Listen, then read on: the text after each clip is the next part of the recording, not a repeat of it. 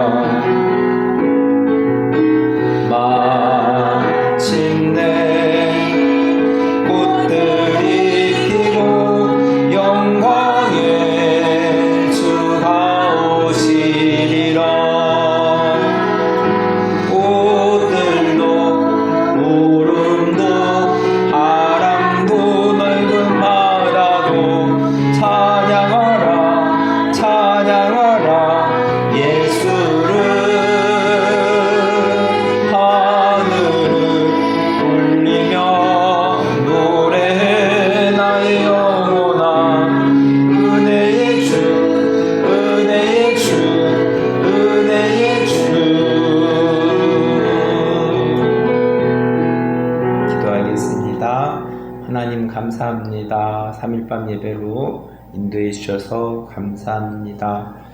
무더운 여름을 보내고 있습니다. 그러나 또 입추를 지나며 또 아침 저녁으로 또 해가 지면 또 쌀쌀한 기운도 느끼고 있습니다. 하나님 아버지, 또 이 세상을 만드신 또 하나님을 우리가 날씨를 통해서 또 묵상하며 우리가 더운 여름을 느끼고 또 선선한 바람을 느끼는 것처럼 하나님 오늘 말씀과 예배 가운데에도 하나님의 말씀이 우리 마음 가운데에 느껴지게 하시고 하나님 마음속에 새겨지게 하시며 이 세상 살아가면서 하나님의 말씀으로 승리하는 날들이 될 수 있기를 기도합니다. 벌써 2026년도도 전반기가 끝나고 이제 후반기로 달려가고 있습니다. 빠른 시간의 삶 속에서 마지막 때를 살아가면서 깨어있으라 말씀하신 하나님의 말씀의 음성에 귀 기울이며 우리가 진리 가운데에 말씀 가운데에 하나님 아버지 굳건하게 설 수 있기를 기도합니다. 오늘도 들려주시는 출애굽기의 말씀을 통하여서 과거에도 살아계셨고 지금도 살아계시며 앞으로도 살아계시는 주님 붙잡고 살아갈 수 있는 우리 하나교회 한 사람 한 사람 되어줄 수 있기를 기도합니다. 흩어져 있는 하나가족들, 직장에서 또 열심히 수고하는 우리 가장들을 기억하시며 전 곳곳에서 하나님 복된 삶으로 인도하여 주시기를 기도합니다. 영육간의 강건함으로 지켜주시고 우리에게 맡겨진 일들 이 세상 살아가면서 머지않아 또 꽃들이 피고 열매를 맺으며 하나님께 감사하며 살아가는 날들이 될 수 있기를 기도합니다. 예수님의 이름으로 기도하였습니다. 아멘.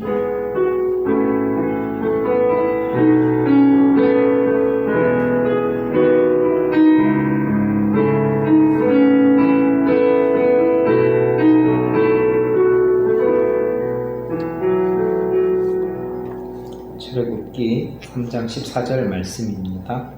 살아계신 하나님이라는 제목으로 말씀을 전하겠습니다.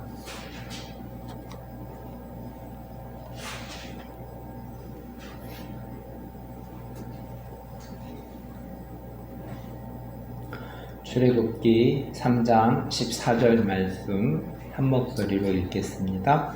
하나님이 모세에게 이르시되 나는 스스로 있는 자니라.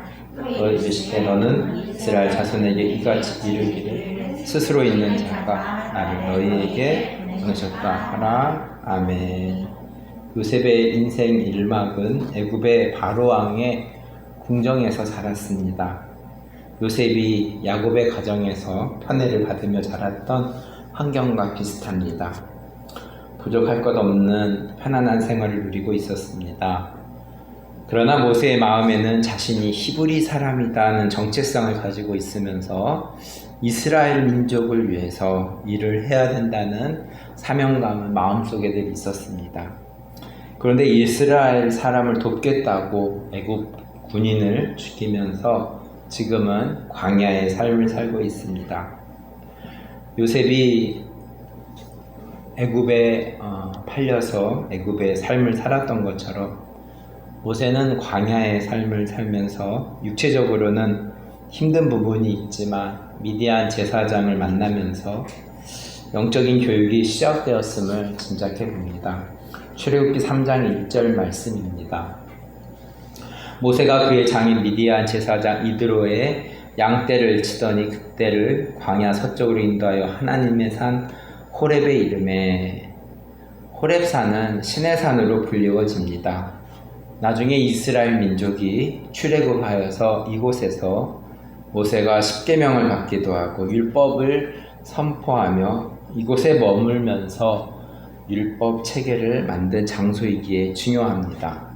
2절 말씀입니다. 여호와의 사자가 떨기나무 가운데로부터 나오는 불꽃 안에서 그에게 나타나시니라. 그가 보니 떨기나무에 불이 붙었으나 그 떨기나무가 사라지지 아니하는지라. 떨기나무는 세련되고 거대한 나무가 아니라 광야 어디에서나 흔히 볼 수 있는 작고 볼품없는 가시덤불 관목입니다. 가시가 촘촘하게 박힌 잔가지 덤불입니다. 사람들에게 주목을 받지 않는 떨기나무 가운데 하나님의 사자가 나타나는 것입니다. 떨기나무에 불이 붙었다는 것은 별 볼 것 없는 나무이지만 하나님께서 인도하시겠다는 의미를 생각해 볼 수 있습니다. 이스라엘도 작은 민족이며 별 볼 것 없는 사람들이 있지만 하나님께서 이 작은 민족을 인도하시겠다는 표시로 나타낸 것 같습니다. 4절 말씀입니다. 여호와께서 그가 보려고 돌이켜 오는 것을 보신지라 하나님이 떨기나무 가운데서 그를 불러 이르시되 모세야 모세야 하시매 그가 이르되 내가 여기 있나이다. 처음에 떨기나무 가운데 불이 붙었을 때는 여호와의 사자가 보였는데 불이 붙었으나 떨기나무는 사라지지 아니하고 궁금한 모세는 조금 더 가까이 가서 떨기나무를 관찰하려고 합니다. 이제는 여호와께서 나타나셔서 모세를 부르십니다. 모세는 여호와의 음성에 내가 여기 있나라고 대답합니다.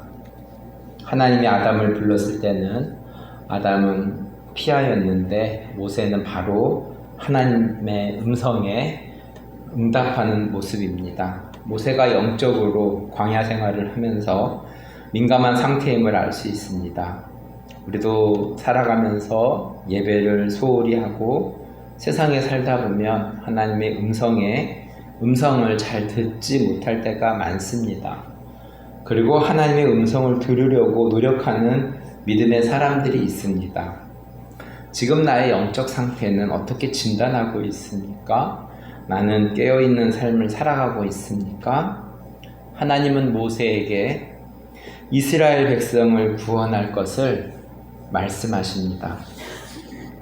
8절, 내가 내려가서 그들을 애굽인의 손에서 건져내고 그들을 그 땅에서 인도하여 아름답고 광대한 땅, 젖과 꿀이 흐르는 땅, 곧 가나안 족속, 헷 족속, 아므리 족속, 브리스 족속, 히위 족속, 여부스 족속의 지방에 데려가려 하노라. 8절의 말씀을 자세히 들여다보면 하나님이 모세에게 말씀하시지만 모세가 이스라엘 백성을 출애굽시키는 것이 아니라 하나님이 이스라엘 백성을 출애굽시키는 것임을 알아야 될 것입니다. 8절은 내가 내려가서 라고 말씀하고 있습니다. 하나님이 애굽 땅에 내려가서 이스라엘 민족을 데리고 오겠다는 말씀입니다.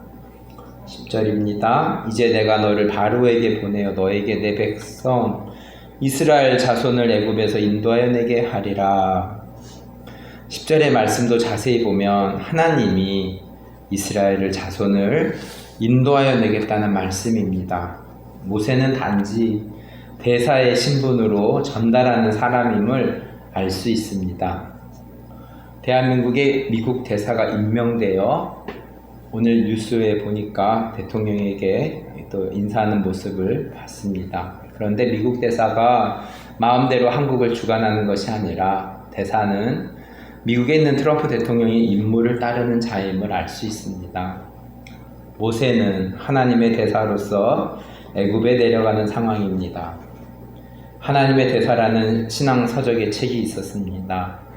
글을 쓴 장로님도 대사의 신분으로 대한민국 대통령의 뜻을 전달하는 사람임을 첫 번째로 알고 있습니다. 하나님의 뜻을 이스라엘에게 전하는 모세가 중간에서 대사의 신분으로 일을 처리한다는 것이 쉬운 일은 아닐 것입니다. 11절입니다. 모세가 하나님께 아뢰되 내가 누구이기에 바로에게 가며 이스라엘 자손을 애굽에서 인도하여 내리까. 모세는 아무리 생각해도 하나님의 음성에 내가 여기 있나이다 라고 고백하며 나타냈지만 자신이 애굽에 내려가서 이스라엘 백성을 출애굽시킨다는 것은 자신이 생각하기에도 불가능한 일이라고 생각하고 있습니다. 12절, 하나님이 이르시되 내가 반드시 너와 함께 있으리라. 내가 그 백성을 애굽에서 인도하여 낸 후에 너희가 이 산에서 하나님을 섬기리니 이것이 내가 너를 보낸 증거니라. 하나님이 요셉과 함께 하심으로 요셉의 삶이 형통케 되었음을 창세기에서 보았습니다. 동일하게 하나님은 모세에게도 함께 있으리라 말씀하십니다. 결과적으로 하나님이 함께 계시면 형통케 된다는 것을 11절의 말씀에서 알 수 있습니다. 13절입니다. 모세가 하나님께 아뢰되 내가 이스라엘 자손에게 가서 이르기를 너희의 조상의 하나님이 나를 너에게 보내셨다 하면 그들이 내게 묻기를 그의 이름이 무엇이냐 하리니 내가 무엇이라고 그들에게 말하리이까. 아브라함은 하나님의 약속에 아멘으로 대답한 적이 있었습니다. 모세도 하나님의 말씀에 부정하지는 않습니다. 조금 더 확실하게 하나님을 알려고 하고 있습니다. 오늘 주절 말씀인 14절입니다. 하나님이 모세에게 이르시되 나는 스스로 있는 자니라. 또 이르시되 너는 이스라엘 자손에게 이같이 이르기를 스스로 있는 자가 나를 너에게 보내졌다 하라. 하나님의 이름에 대해서 여러 번 말씀드렸습니다. 히브리어 원문에는 예흐바 아실 예흐바라고 쓰여져 있습니다.